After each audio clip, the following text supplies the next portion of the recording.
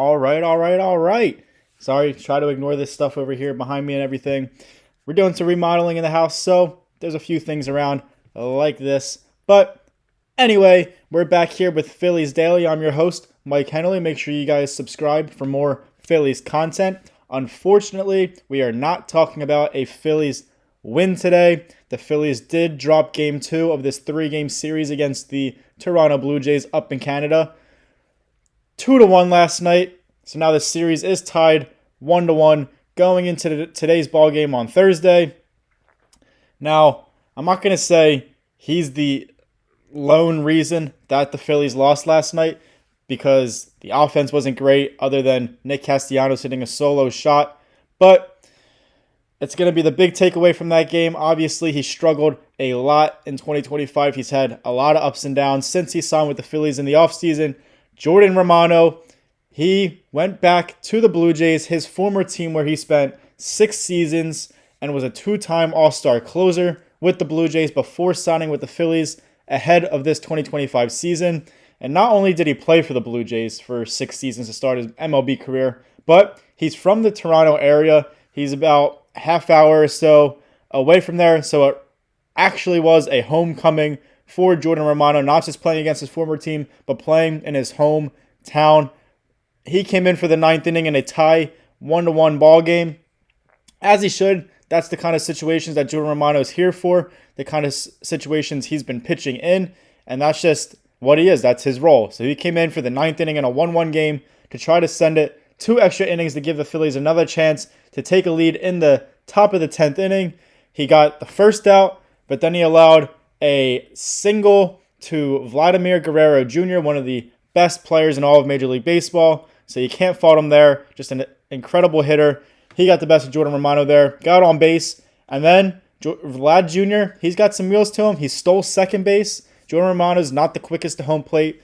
He obviously played behind Jordan Romano for a few years there. So he kind of, I guess, understands his tendencies, understands his pitch ethics, his pitch style, his pitch uniqueness. So he stole second base, got into scoring position with just 1 out. And then he got a strikeout for the second out. So there's a guy on second base, 2 outs in that 9th inning in a 1-1 game to try to send it to the 10th inning. It didn't look horrible for him. It looked like he could get out of it.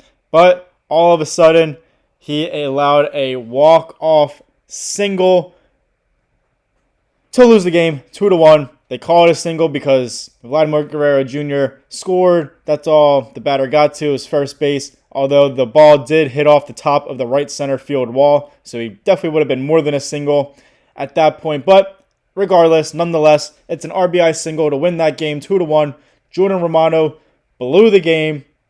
Like I said, he's had a lot of struggles in 2025, especially to start the season. He was by far a failed acquisition at that point. But then he had 9 consecutive scoreless appearances out of the bullpen for the Phillies. So he was turning his season around. He was looking a lot better. He was gaining the trust from his fans, coaching staff, teammates.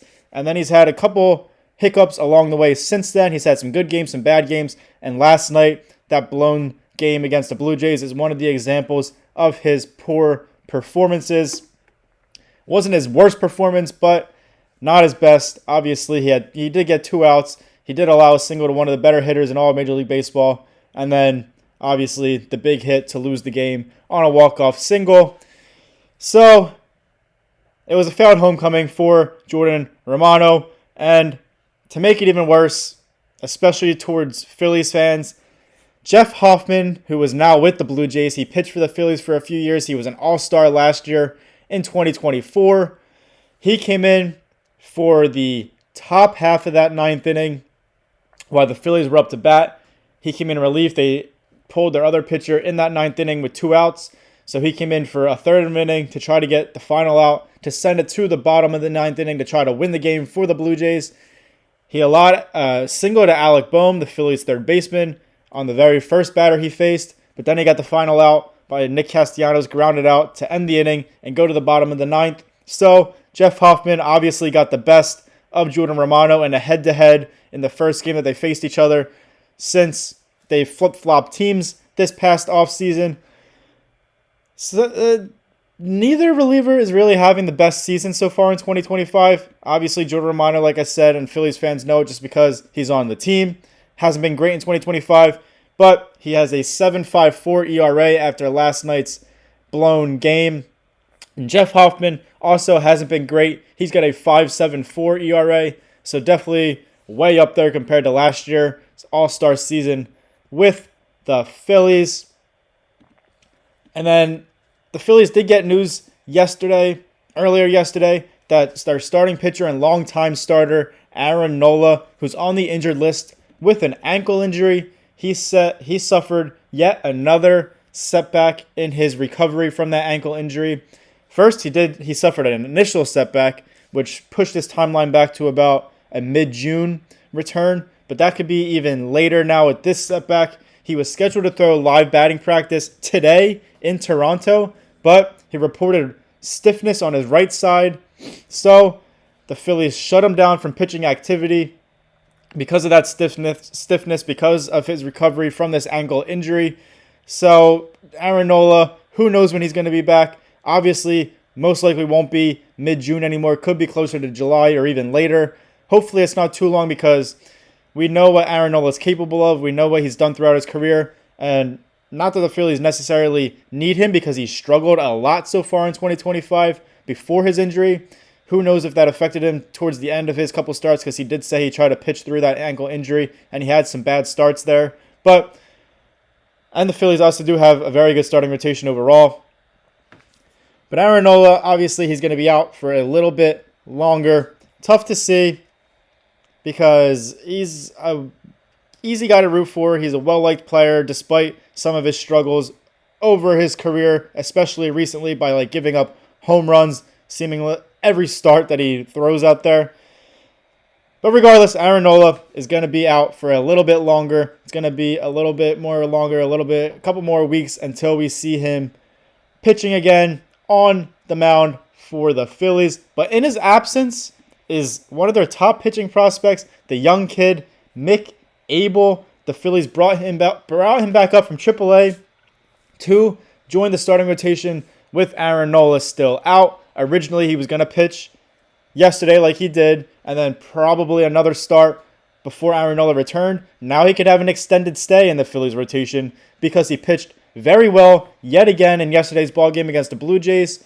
He went 5 1/3 innings, allowed just 3 hits. He had no walks, which is even more impressive, because you don't want to let up walks if you're any pitcher, especially when you're a young pitcher. You don't want to get yourself into any more pressure or any more trouble than you have to. So 0 walks. He allowed just 1 earned run, and he did have 2 strikeouts, down from his 9 strikeouts in his major league debut on May 18th.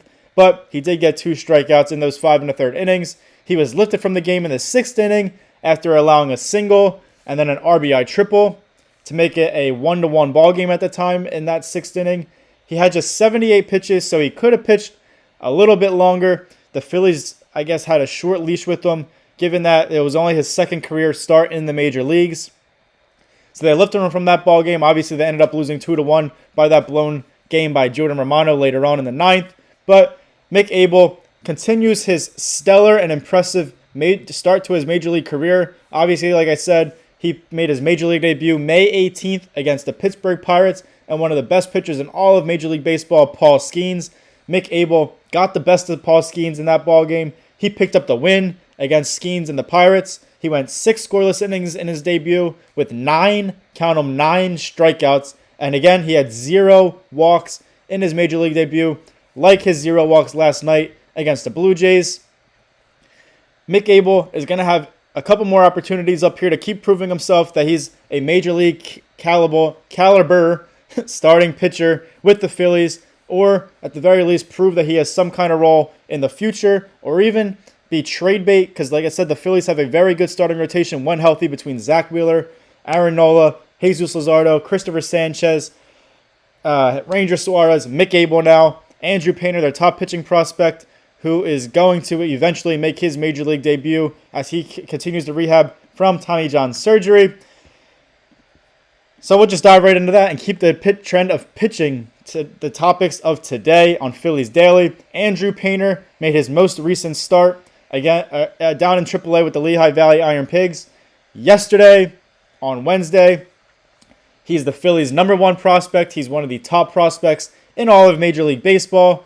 So there's a lot of expectations, sky-high expectations for Andrew Painter, and deservingly so. He's got great stuff, a great arm. He's a massive kid, 6'7", just still such a young guy, 22.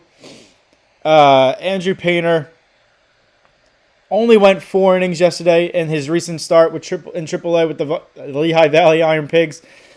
In those 4 innings, he allowed 6 hits, an alarmingly high 4 walks. You don't like to see the free passes in any level.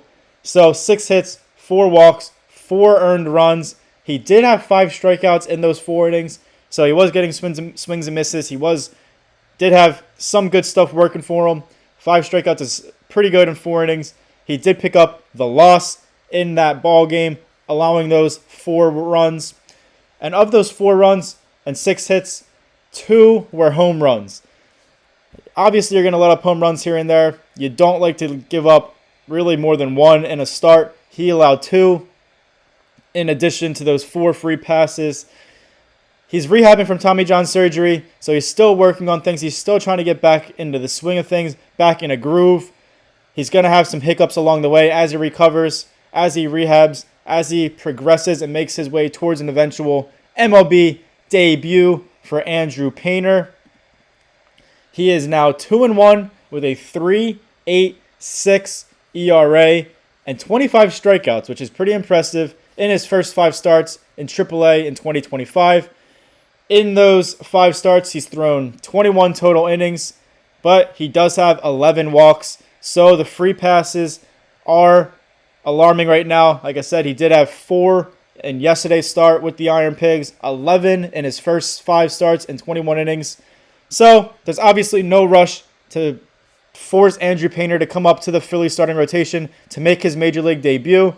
They're being very cautious with their top prospect. Dave Dombrowski, the president of baseball operations, said himself that since the pitching staff up on the big league club has been doing so well, has been a strength of the team, there's really no spot for Andrew Painter right now.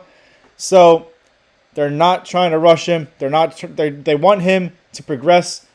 They want him to be comfortable. They want him to be fully ready to be in the major leagues before he's just thrown into action for no reason at all. That can always affect somebody's confidence if they get called up too early. They're not fully ready, not fully prepared, and then they have a bad outing or two. And then you just don't want to see that because he's got so much talent. He can be a huge piece of this Phillies rotation, this Phillies team for years to come. He can be a franchise-type player. He can help this team win championships. So there's no rush to get Andrew Painter up, especially with Mick Abel pitching well through his first 2 Major League career starts and the Phillies' elite starting rotation overall. Now, I hope you guys enjoyed this episode of Phillies Daily. It was all about pitching. That's just how it worked out.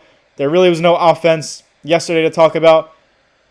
But I'm your host, Mike Kennelly. Again, Phillies Daily. Make sure you guys like, comment, share, and subscribe for more Phillies content. Hopefully the Phillies can get a win today, get a series win, get out of there, out of Canada, and move on with a series win and get back onto their winning ways.